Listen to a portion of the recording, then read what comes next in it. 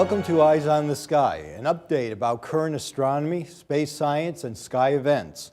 I'm Hudson Valley Community College astronomer Richard Monda, and this is Eyes on the Sky for January 2019.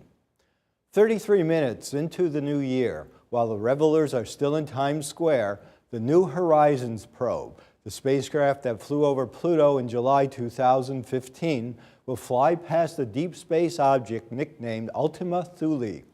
At almost 1 billion miles from Pluto and more than 4 billion miles from the Sun, this will be the furthest object that humans have encountered in space. Preliminary observations of Ultima Thule suggest that it is a close binary or a double-lobed object. We'll know soon. About 6 hours after this historic encounter, in the southeastern sky on January 1st, a 20% lit crescent moon is near super bright Venus, both objects hovering above the glow of dawn. On the 2nd, the moon, now 10% lit, is between Jupiter and Venus and above the leading stars of the stellar Scorpion. Then on January 3rd, the thinning lunar crescent appears close to Jupiter and at about the same altitude as Antares, the marker star of the Scorpion's heart. Finally, an ultra-thin lunar crescent appears near Mercury on the morning of January 4th. The moon starts its next cycle of phases when it is new on January 6th. By the 7th, the lunar crescent is back in the evening sky, but very low in the southwest an hour after sunset. It's against the westernmost stars of Capricornus, the constellation of the Seagull. On January 8th, the evening crescent is much easier to see when it sets 2.5 hours after the sun. On the 9th, the moon has waxed to 12% lit and has moved east of Capricornus. By the 11th, the lunar crescent is under the faint stars of Pisces and appears near Mars on January 12th. Last November, NASA's latest Mars mission, InSight, touched down on the Martian surface to study the interior of the planet. InSight has already begun to deploy its instruments. The moon moves under the central portion of Pisces on January 13th and reaches first quarter on the 14th. The next evening, the waxing moon is approaching the stars of Taurus the Bull. On January 16th, the 10-day-old moon reaches Taurus. On the 17th, it is near Aldebaran and the Hyades star cluster. By January 18th, the moon is below the front of the bull's lower horn. The moon is full on the night of January 20th through 21st.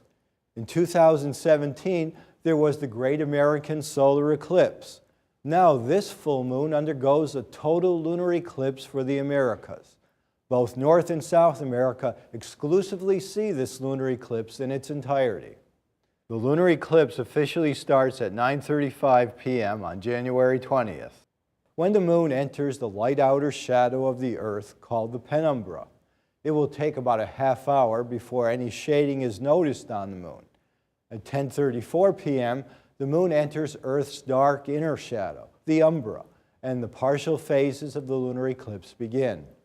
At 11:41 p.m., the moon is completely within the umbral shadow, and the total lunar eclipse starts. During totality, watch for the moon to take on an orange-red color from the light of all the sunrises and sunsets on the Earth. Mid-eclipse occurs at 12:12 a.m. on the 21st, with the moon against the stars of Cancer the Crab. During totality, try to find the Beehive star cluster that would normally be washed out by the bright full moon. Totality ends at 12:44 a.m. After that, the eclipse phases take place in reverse order, with the moon exiting the umbra at 1:51 a.m. and the partial phases ending. The lunar eclipse formally concludes at 2:50 a.m. when the moon exits the penumbral shadow.